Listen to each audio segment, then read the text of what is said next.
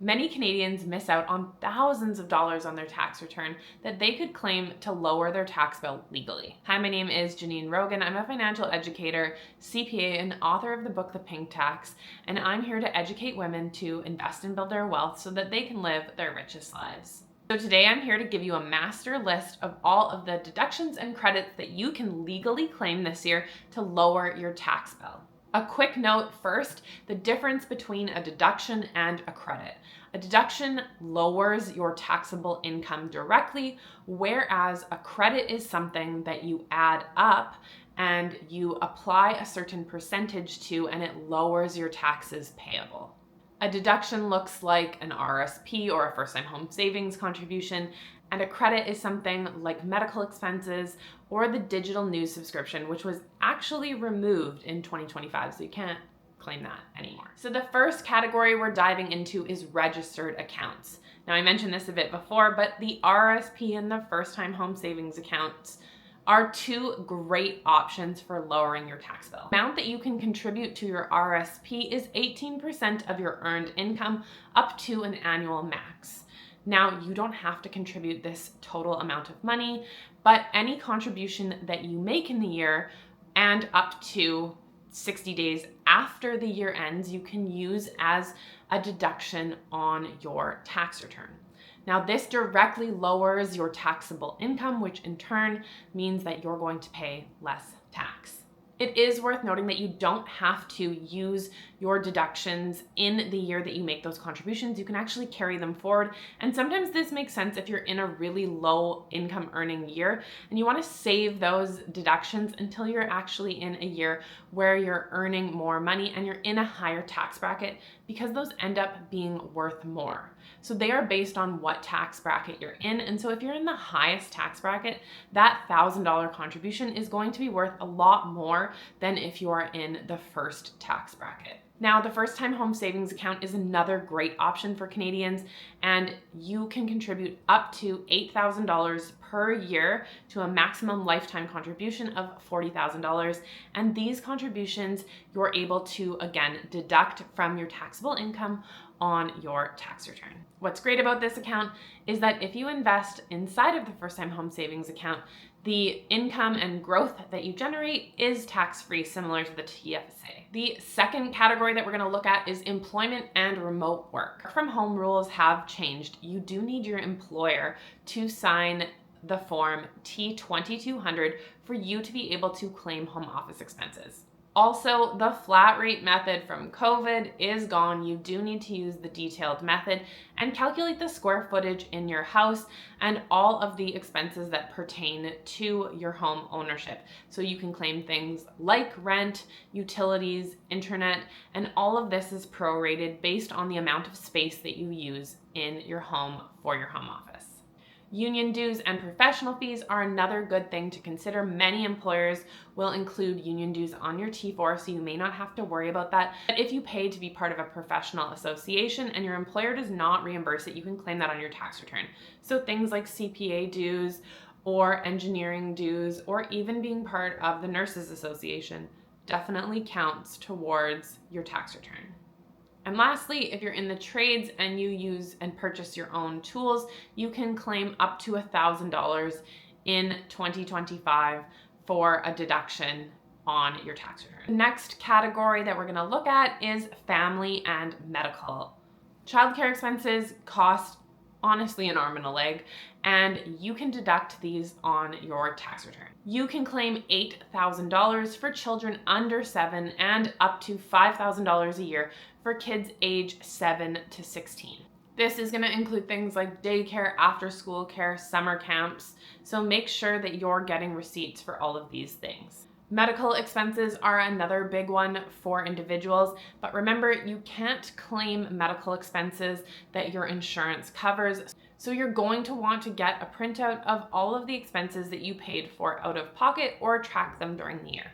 Unfortunately, there is a threshold for the amounts that you can claim. It needs to be expenses over 3% of your net income or $2,759, whichever is less. So you're definitely going to want to make sure that you claim these on the lower income earning spouse if you're in a relationship. You're also going to need to look up which provinces allow you to claim what expenses. For example, in Alberta, you cannot claim massage on your tax return for medical expenses, but you can in BC. And lastly, if you moved 40 kilometers closer to your place of work in 2025, you'll be able to claim moving expenses. This is going to include things like moving trucks, storage, and even meals while you're moving to get to your new city or town. The next category I'm calling the hidden extras because I think these are ones that people often forget. The first is carrying charges. So if you paid for investment advice or management fees of your portfolio, you can claim these on your tax return. But they do need to be within a non-registered account, so things like your TFSA and your RRSP don't count. Interest paid to earn income. If you took out a loan to actively earn income, then you may be able to claim some of that interest on your tax return. Again, this does have to be in a non-registered account. It can't be into your TFSA or RRSP.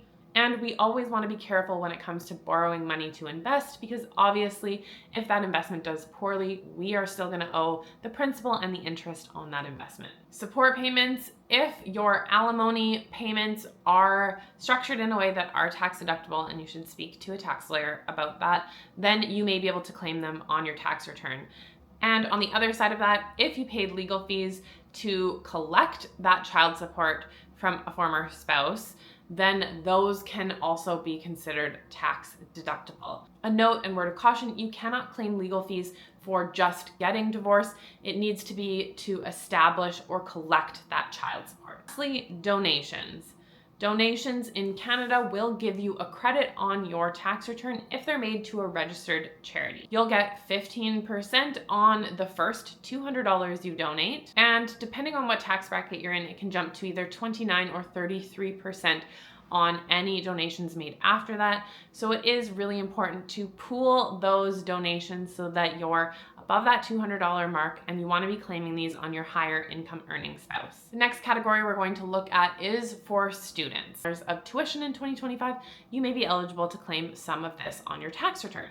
Now, if you don't need the credit and when you input it into your tax return, it doesn't really do anything, you can decide to transfer up to $5,000 of your tuition credits to a spouse or to a parent, or you can also carry forward those credits to use in future years. Student loan interest is something that you're also able to deduct on your tax return. However, in Canada, the federal portion of your student loans has been tax-free since 2023. If you have provincial loans though, it is worth checking to see whether or not you are actually paying interest on those.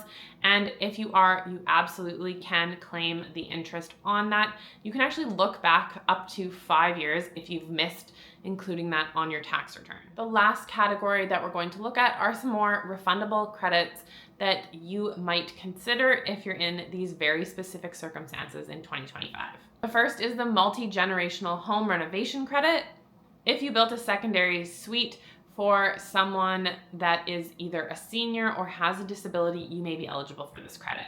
You'll be able to claim up to 15% of $50,000, which is about $7,500. The second is the Canada Training Credit. If you're between the ages of 26 and 66, you may be eligible to claim this credit. You do need to have paid tuition to upskill in a certification in the year, and you'll have to look at your notice of assessment to see if you're eligible for that. If you took a course or a certification in 2025, this is definitely worth looking into. And lastly, the Canada Worker Benefit. This is for individuals that are in lower income tax brackets, but you may be able to get back up to $1,633. This is usually automatic, but double check your CRA account to make sure that you're getting the money that is owed. Of course, remember that these are all federal credits and every single province is going to have different credits available to them for the 2025 tax year, so it's worth checking into some of those. You want to always make sure that you're filing your tax return so that you absolutely can receive all of the government benefits that are owed to you. Oftentimes these thresholds change or different benefits are introduced, and they're usually based off of your last filed tax return, and you usually need to be up to date in doing your tax return to qualify for these things. So it is really important.